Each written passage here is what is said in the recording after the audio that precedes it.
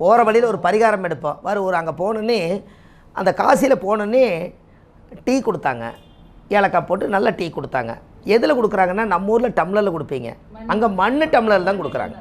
நான் அந்த மண் டம்ளரை வச்சு ஒரு பரிகாரம் எடுத்தேன். என்னென்னா இல்லை செவ்வாய் மண், எப்படிங்க செவ்வாய் மண். அப்போ சூரியனுங்கிறது சுட சுட ஏற்கனவே சுட்டது, அதைய அதில் டீ கொடுக்குறாங்க. அப்போ செவ்வாய் சூரியன் யாருக்கெல்லாம் சேர்ந்து இடிர்சை கதிர்கூடி எங்கே இருந்தாலும் அமங்கலியன்னு இதெல்லாம் சொல்கிறாங்களோ அவங்கெல்லாம் செம்மண் டம்ளர் டீ குடித்தா அந்த தோஷம் போயிடும் நானே சொல்கிறேன். ஆமாம், அதுக்கு தானே சொன்னோம். செவ்வாய் சூரிய அமங்கலியாக இருந்தால் நர்ஸுக்கு ட்ரெஸ் வாங்கி கொடுங்கன்னு சொல்லிக்கிறேனே. அது ஏன் அமங்கலியாக இருக்கிறீங்க? அவங்க தான் ஒயிட் ட்ரெஸ்ஸில் இருக்கிறாங்க. இதை வாங்கி கொடுத்தா அந்த தோசை அதில் போகுது, பியூர் ஒயிட்டு. அப்போது அதுக்கு அந்த அங்கே போகும்போது ஒரு பரிகாரம் பிறக்குங்க.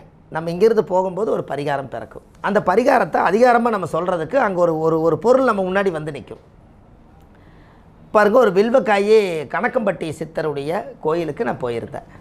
அங்கே ஒருத்தர் வயசானவர் தான் ரம்பம் வச்சு வில்வக்காயை 2 அறுத்து அதில் இருக்கிற பசையெல்லாம் தோண்டி காய வச்சு அதில் ஒரு பொட்டு சந்திரம் மஞ்சள்லாம் சேர்த்து பொட்டு சந்திரம் போட்டு ஒரு விளக்கு கொடுத்துட்டு இருந்தார். நான் அதை போய் பார்த்தோன்னே பரிகாரமாக எடுத்தேன். அப்போ யாருக்கெல்லாம் சூரிய தோஷம் இருக்குதோ வில்வக்காய் சூரியனோட ஆதிக்கம்.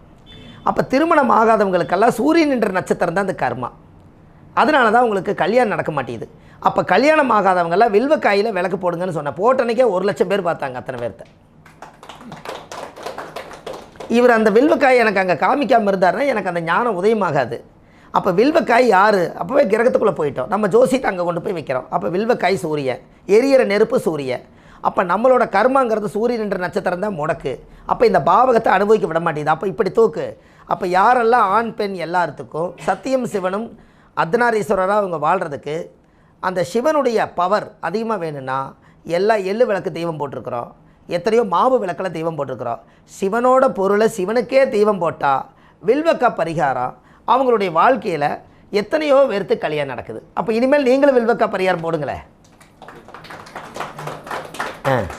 பாருங்கள், அன்றைக்கி இன்னொரு மீட்டிங்கில் சொல்லியிருந்தேன், எல்லா தெய்வம் போட்டுட்டீங்க, உங்கள் வாழ்க்கையில் ஒரு சிறப்பாகவே இல்லை, மனநொந்து வேதனையாக இருக்கிறீங்க. என்றைக்காவது ஒரு நாள் வீட்டில் ஒரு பாலடைஞ்சு கிடக்கிற மாதிரி இருக்குது, காலையில் எழுந்திரிச்சா டென்ஷனாக இருக்குது, இந்த மனசு ஒரு சீராக மாட்டேங்குது, எதுவுமே இல்லை அப்படின்னா உங்கள் வீட்டில் போடுற ரசத்துக்கு போடுற இவ்வளவோண்டு சீரகத்தை எடுத்து ஒரு மண் விளக்கில் போட்டு சீரக விளக்கு போடுங்க, நீங்கள் சீராகம் ஆயிடுவீங்க. ஆமாம், என்னங்க வீட்டில் தீபம் போடலாம், கடன் பிரச்சனைக்கு தீபம் போடலாம், அது பேரே சீராகம்.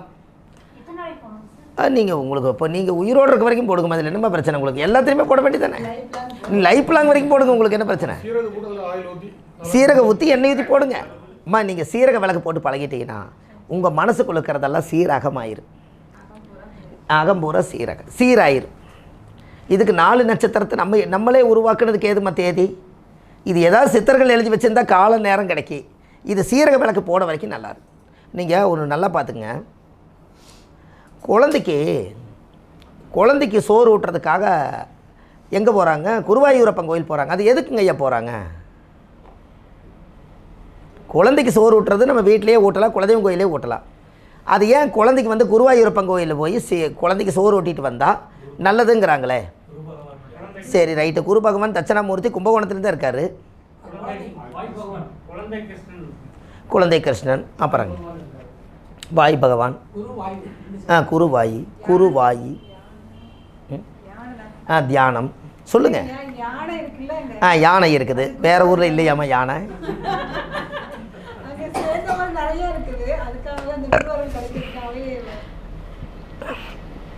சொல்லட்டுங்களாம்மா?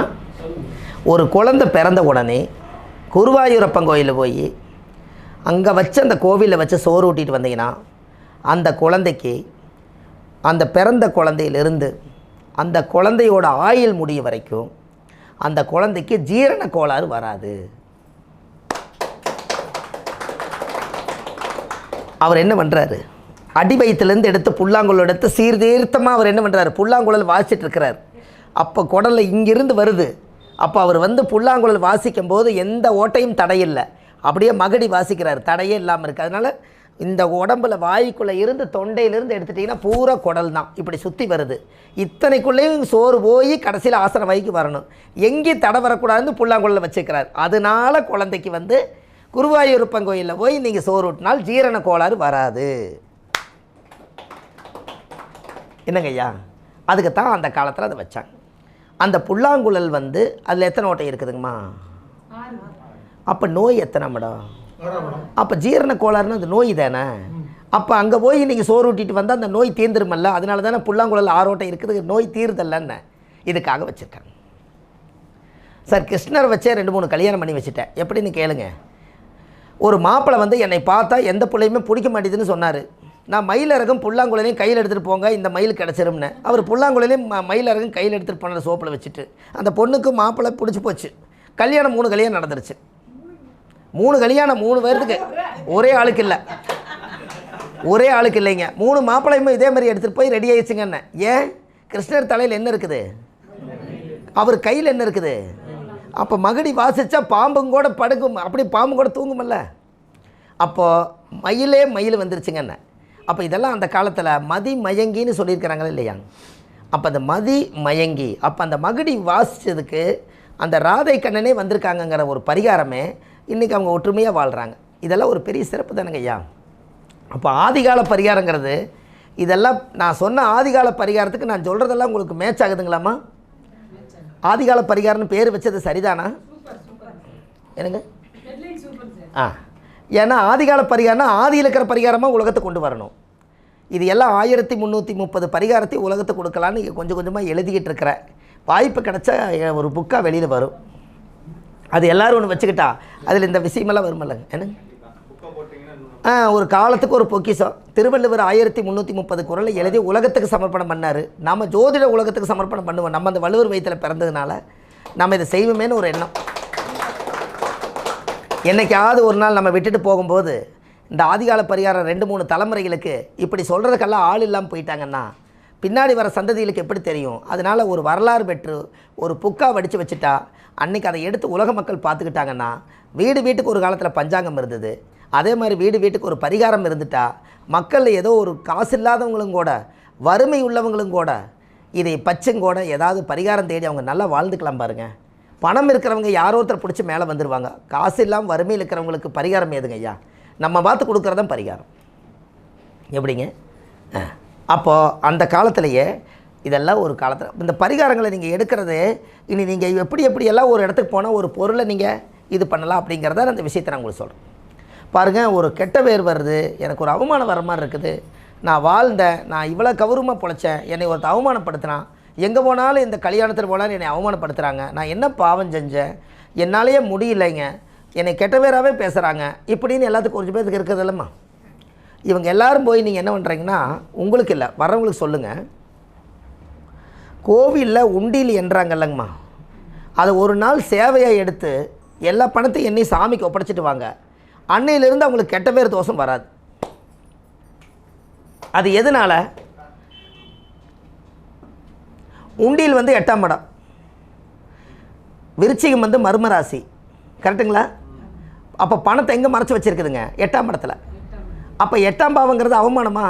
அப்போ என்னைக்காவது ஒரு நாள் தான் உண்டியில் ஓப்பன் பண்ணுவாங்க. அன்னைக்கு எடுத்து சாமியோட காணிக்கையை சாமிக்கே எண்ணி கொடுத்துட்டு இந்த 8ஆம் பாவ தோசை என்னை பாதிக்கூடாதுன்னு நீங்கள் சொல்லிட்டு வந்தால் அன்னையோட கெட்ட பேர் வராது. அப்போ இது பரிகாரம் தானேங்கம்மா. ஒரு கடவுளுக்கு சேவை தான் செய்கிறோம், அது எந்த பாவக சேவை செய்கிறங்கிறது ஒரு கணக்கு இருக்குது பாருங்கள். பாவகம் அப்போ 8ஆம் பாவத்தோட சேவை தானே அது. அப்போ நீங்கள் ஒரு கோயிலில் போய் சாப்பாடு வாங்கி சாப்பிட்டு கோயிலில் அன்றைக்கி சோறு போடுவாங்க. அப்போது நம்மளுக்கு தொழிலே ஓடலினாலோ மனசு சரியில்லைனாலோ நாம் போய் அவங்க கோயிலில் கொடுக்குற சாப்பாடை வாங்கி சாப்பிட்டுட்டு அந்த பணத்தை பூரா எண்ணி கடவுளுக்கே சமர்ப்பணம் பண்ணிட்டா உங்களோட ரேகையெல்லாம் அந்த பணத்தில் பதிவாயிருக்கு. இப்படி எண்ணிருப்பீங்கள்ல, அப்போ உங்களோட ரேகை தானே அந்த கடவுளுக்கு தெரியும். அப்போ எனக்கு வந்து ஒரு பிள்ளையாக இருந்து என்னோட காசை எண்ணி எனக்கே கொடுத்த உனக்கு நான் இன்னிலேருந்து ஒரு ஆசீர்வாதம் பண்ணுறேன், உனக்கு அந்த பிரச்சனை வராது போன்னு சாமியே ஆசீர்வாதம் பண்ணிடுவார்.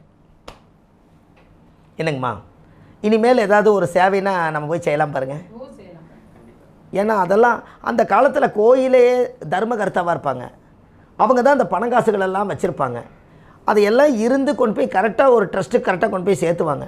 அவங்கெல்லாம் பாரம்பரியமாக பொழைச்சார், தர்மகர்த்தாவாக இருந்தார். அவருக்கெல்லாம் எந்த கெட்டவே இல்லையப்பா, நல்ல மனுஷனப்பா, அருமையான மனிதன், வாழ்ந்து பொழைச்சவர், இந்த கோயிலவே கட்டி காப்பாற்றார். இன்னும் ஏன் பேர் சொன்னாங்க, நாங்கள் கெட்ட பேர் வரல.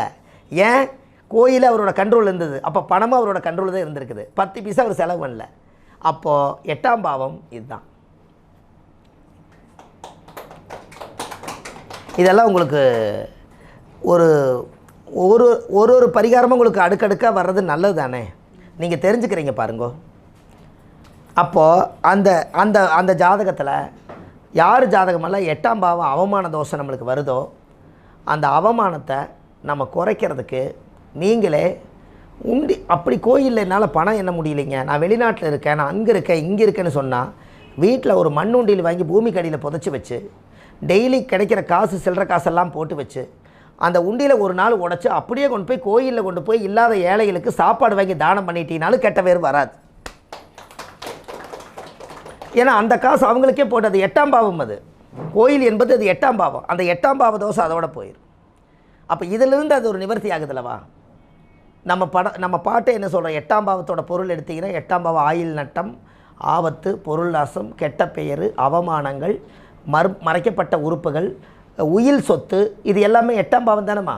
அப்போ அந்த காலத்தில் பாருங்கள், நல்லா பாருங்கள், விருச்சிக வீடாம்மா 8, அதில் என்னென்ன நட்சத்திரம் இருக்குதுங்கம்மா? அது யாரோட வீடு? அப்போ செவ்வாய் வந்து பூமி. அப்போ செவ்வாய் ஒரு உண்டியில், செவ்வாய்னா ஒரு மண் உண்டியில் அந்த காலத்தில். அதில் ஒரு சின்னதாக ஒரு ஒரு ஒரு வாய் இருக்காம்மா. அப்போ 8ஆம் பாவம் ஆசன வாயா, அங்கே ஒரு வாய் வந்துருச்சா, இதுக்கு தான் அந்த உண்டியலுக்கு வாய். எப்படி அந்த உண்டியலுக்கு ஒரு வாய் வந்து பணத்தை போடுவீங்க, அப்போ ஆசன வாயு அந்த உண்டியலுக்கு ஒரு வாய், அதுக்குள்ளே தானே போட முடியும். ரைட்டு. அங்கே விசாக நட்சத்திரம் எங்கே இருக்குதுங்க, எத்தனாம் பாதம் இருக்குது? அப்போ 3 பாதம் துலாத்தில் இருக்குது. அந்த விசாகத்தில் இருக்கக்கூடிய ஒரு பாதம் இருக்குதுங்களா ஐயா? ஒரு பாதம் வந்து எங்கே இருக்குதுங்க? விருச்சிகத்தில் இருக்குது. அப்போ விருச்சிகத்துக்குள்ள குருன்னா பணமா? அப்போ அந்த விருச்சிகத்தில் கொண்டு போய் சேர்த்து வைங்கன்னு சொல்லிக்கிறாங்க. அதனால குரு அங்கே வச்சிருக்கிறாங்களா இல்லையா? என்னங்க ஐயா? அப்போது அங்கே என்ன நட்சத்திரம் இருக்குது? அனுசம் இருக்குது. அடுத்தது அனுச நட்சத்திரம் யார்? சனியோட நட்சத்திரம். சனி என்பது யார்? மண், இருட்டு, மறைக்கப்பட்ட இடம். அதனால் உண்டியில் மறைச்சி வச்சுருக்காங்க. அதனால தான் 8ஆம் இடம் மறைவு ஸ்தானம்னு வச்சாங்க. அப்போ விசாகம், அனுசம், கேட்டைன்னு ஒன்று இருக்கு இல்லையா? எனக்கு ஐயா அது கேட்ட நட்சத்திரம்ங்கிறது என்ன? புதன். அந்த புதன் என்பது என்ன? அறிவு. அப்போ யாருக்கும் தெரியாமல் அந்த அறிவை சார்ந்து ஒரு விஷயத்தை மறைச்சி வச்சுருக்கோம். கரெக்டுங்களா? அப்போ அந்த நட்சத்திரங்களும் கூட ஒரு கதை சொல்லுது பார்த்தீங்களா, ஒரு உண்மை சொல்லுதா. நீங்கள் காலச்சக்கரத்துக்கு நான் அப்புறமேட்டுக்கு சொல்லி வர்றேன். 8ஆம் பாவங்கிறது ஒரு வாழ்க்கையில் மேசத்துக்கு, 6ஆம் பாவங்கிறது நோய், கடன், கன்னி வீடு, 8ஆம் பாவங்கிறது மரணம், 7ஆம் பாவங்கிறது திருமண வாழ்க்கை, அங்கீகார உறவு.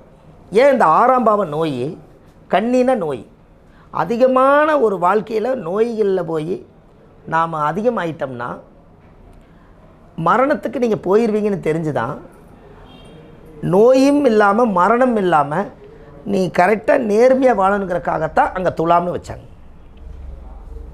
இங்கே இந்த பக்கம் பெண்ணு கன்னி அல்லவா, இந்த பக்கம் நோய், 6ஆம் இடம்னா நோய், இந்த பக்கம் கன்னி பெண்.